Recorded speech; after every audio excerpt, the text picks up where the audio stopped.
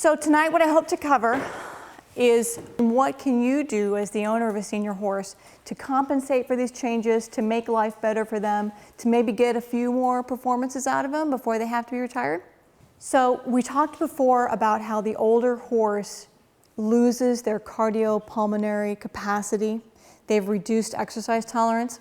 So it's really important, if you're going to keep working them, that you have this in the back of your mind, and that exercise, it can be turnout or it can be controlled exercise. It can be you riding or lunging or driving or hand walking or walking up and down hills, walking over cavaletti, whatever you want to do. I'm not a huge fan of just turnout because for the most part, horses don't go out and exercise themselves.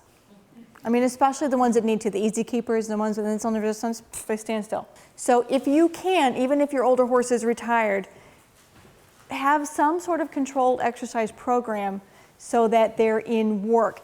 You'll find that your supplementation, especially your fat and amino acids, will work better if they're also in work.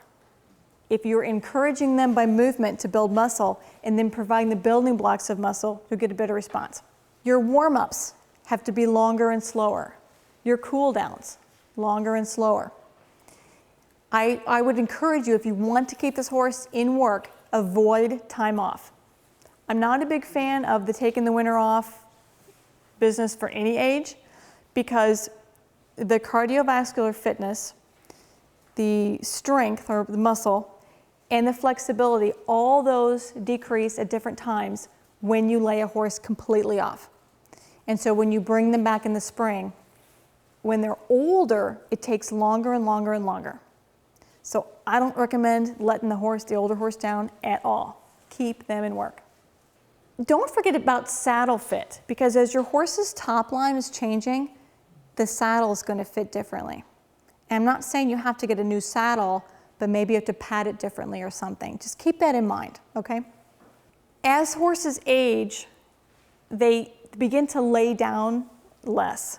And I know my thoroughbred does not lay down as well because he just cannot bend his front legs, and he also doesn't have the strength anymore to push up off his back legs and get up. So keep that in mind. If they don't lay down, they cannot sleep well. So that whole business about horses sleeping standing up, yeah, they have a locking mechanism in both their back and their front legs, but they do not go into REM sleep standing up.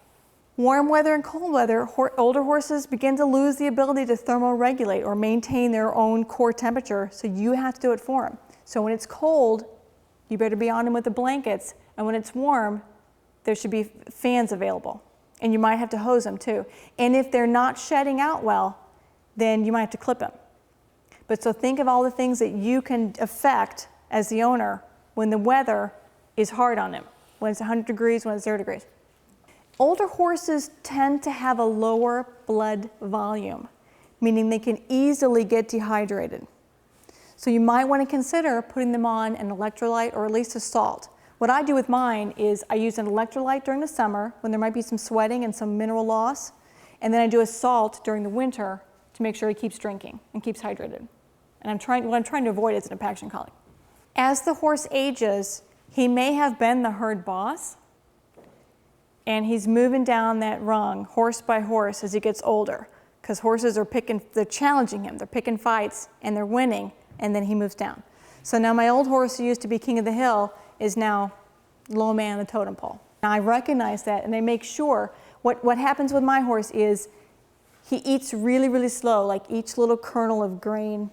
Oh, it's frustrating. So what we do is we keep him in the barn about an hour longer than everyone else. And then he gets to eat in privacy, in peace and quiet, alone. There's no competition.